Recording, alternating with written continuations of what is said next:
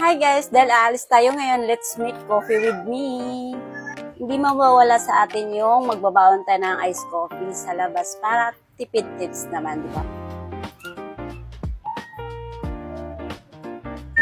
Ouch!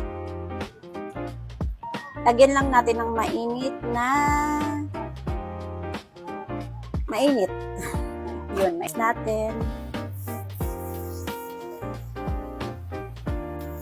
Kasi diba, pag sa labas tayo bibili, nasa 200, 300 naman yun po. So, gagawa na lang tayo para tipid naman.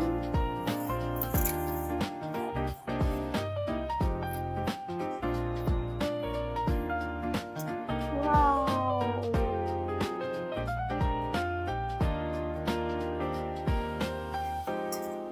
Lalagyan ng iced coffee.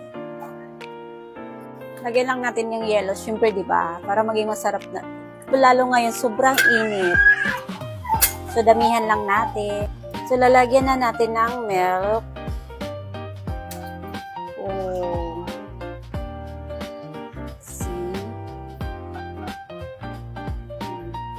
Do. So, ito transfer na natin dito. Okay.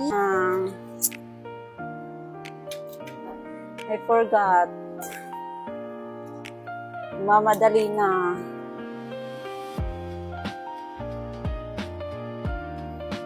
Okay. Mix lang natin.